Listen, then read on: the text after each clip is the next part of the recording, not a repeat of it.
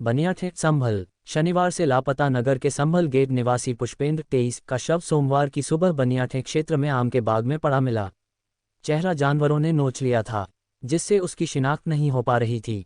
शव मिलने की सूचना पर पहुंचे भाई जितेंद्र ने हाथ पर बनी डमरू की आकृति से पहचान की। पुलिस और फोरेंसिक टीम ने घटनास्थल से साक्ष्य जुटाए। एसपी ने घटनास्थल पर जांच की। शव पोस्टमार्टम के लिए भेज दिया है। बनियाठे संभल। शनिवार से लापता नगर के संभल गेट निवासी पुष्पेंद्र 23 का शव सोमवार की सुबह बनियाठे क्षेत्र में आम के बाग में पड़ा मिला। चेहरा जानवरों ने नोच लिया था, जिससे उसकी शिनाख्त नहीं हो पा रही थी। शव मिलने की सूचना पर पहुंचे भाई जितेंद्र ने हाथ पर बनी डमरू की आकृति से पहचान की। पुलिस और फोरेंसिक टीम ने घटनास्थल से साक्ष्य जुटाए। एसपी ने घटनास्थल पर जांच की। शव पोस्टमार्टम के लिए भेज दिया है। संभल गेट निवासी पुष्पेंद्र के परिवार में पत्नी काजल के अलावा 3 साल की बेटी नित्या और 2 साल का बेटा शिनव है। वह तहसील तिराहे पर मिठाई की दुकान पर काम करता था। शनिवार की शाम जब पुष्पेंद्र घर नहीं आया तो तलाश की, लेकिन उसका पता नहीं चल सका। रविवार को मां माला देवी ने चंदौसी कोतवाली में गुशुदगी दर्ज करा दी। सोमवार की सुबह बनियाठे थाना क्षेत्र में 0 पॉइंट के सामने अकबरपुर जमेमा जा रही मार्ग पर चंदौसी निवासी अजय लाला के आम के बाग में खड़ी उड़द की फसल में पुष्पेंद्र का अर्धनग्न शव पड़ा मिला। सूचना पर बनियाठे थाने की पुलिस पहुंच गई। चेहरे को जानवरों ने नोच लिया था। शव कई दिन पुराना होने की वजह से फूल गया था, जिससे शरीर पर चोट का निशान नहीं दिख रहा था। पास में उसकी शर्ट, चप्पल, शराब के खाली हौफ भी मिले। इसके अलावा चाकू की बट भी मिली है। फोरेंसिक और डॉग स्क्वाड टीम ने मौके से साक्ष्य जुटाए। एसपी कृष्ण कुमार ने घटनास्थल पर पहुंचकर जांच की, जिसके बाद शव पोस्टमार्टम के लिए भेज दिया गया। साल भर पहले एक युवक से हुआ था विवाद। परिजनों के अनुसार 1 साल पहले पुष्पेंद्र का संभल गेट स्थित सुनहरी मस्जिद के पास एक युवक से विवाद हुआ था। मामला कोतवाली तक पहुंचा था। हालांकि उस समय संभ्रांत लोगों ने दोनों पक्षाएं का समझौता करा दिया था। दुकान से 7:15 बजे गया था पुष्पेंद्र अपने बड़े भाई जितेंद्र के साथ तहसील तिराहे पर मिठाई की एक दुकान पर काम करता था। 5-6 दिन पहले जितेंद्र ने उसे दुकान पर लगवाया था। इससे पहले वह रेलवे स्टेशन पर छोले भटूरे की दुकान पर काम करता था। दुकान स्वामी रोहित कुमार ने बताया कि शनिवार को पुष्पेंद्र दुकान पर आया था।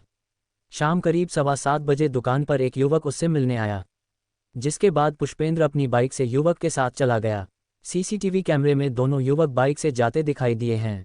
बदायूं चुंगी पर भी उसे युवक के साथ घूमते देखा गया। पुलिस सीसीटीवी फुटेज की मदद से युवक की पहचान कराने में जुटी है। रविवार को लावारिस हालत में मिली बाइक। पुष्पेंद्र की बाइक रविवार की सुबह घटनास्थल से 20 मीटर दूर सड़क किनारे लावारिस हालत में खड़ी मिली। सूचना पर पहुंची बनियाठे पुलिस बाइक थाने ले आई थी, लेकिन आसपास इलाके की जांच नहीं की। अगर पुलिस सही तरीके से जांच करती तो रविवार को ही पुष्पेंद्र का शव मिल जाता। खेत में मिले खून के निशान। घटनास्थल के आसपास खून के निशान मिले हैं। नजदीक में चाकू की हथेली भी मिली है। ऐसा प्रतीत होता है हत्यारों ने पुष्पेंद्र को पहले शराब पिलाई और जब उसे नशा हो गया तो चाकू से गोदकर उसकी हत्या कर दी। हालांकि शरीर फूलने की वजह से चोट के निशान स्पष्ट नहीं दिख रहे हैं।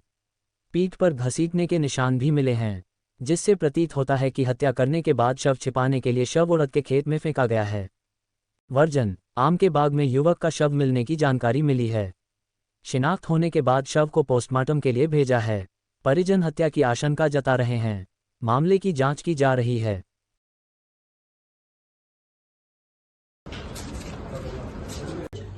जनपद संभल के थाना बनियाठेर पर 14 तारीख को प्रातः सूचना मिली। गांव के प्रधान ने बताया कि एक व्यक्ति की डेड बॉडी यहां पे पड़ी है।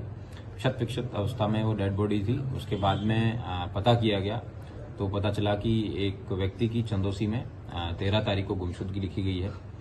उस पर जांच पड़ताल में पाया कि यह व्यक्ति की शिनाख्त हुई और वो एक हलवाई था जिसका नाम पुष्पेंद्र था। वो अपने घर से 12 तारीख से ही गायब था। सर्विलांस के माध्यम से और अन्य चीजों से माध्यम से पता करने पे पता चला कि इस व्यक्ति की पत्नी का इनके मौसेरे भाई से एक प्रेम प्रसंग चल रहा था और जो मृतक है पुष्पेंद्र वो मिलने नहीं दे रहा था अपनी पत्नी से, जो मेन अक्यूज्ड है।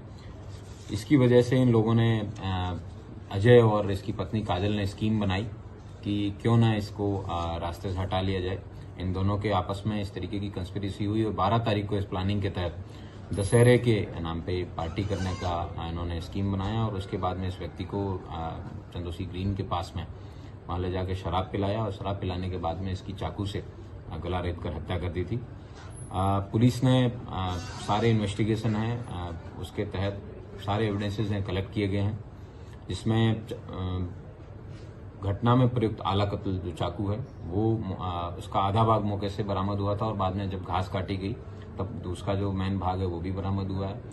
घटना में प्रयुक्त जो उसने कपड़े जो अजय जो अक्यूज्ड हैं उसने पहने थे वो भी इसके घर से बरामद हुए हैं। और उसके साथ साथ जो मोबाइल फ़ोन आपस में जो दोनों अक्यूज्ड हैं अजय और काजल जो उसको बात करने में यूज़ करते थे, जो मृतक की पत्नी द्वारा नाले में फेंक दिया गया था, उसको भी पुलिस द्वारा मेहनत करके उसको रिकवर किया गया है नाले से। इस प्रकार पुलिस ने सारे आला कत्ल और घटना में जितने भी इंपॉर्टेंट एविडेंसेस हैं उनको कलेक्ट कर इस घटना का सफल अनावरण किया है। इसमें मैं सर्विलांस की और थाना बनिया ठेर के एसएचओ की और सारे उच्चाधिकारियों को बहुत बहुत साधुवाद देता हूँ। Thank you.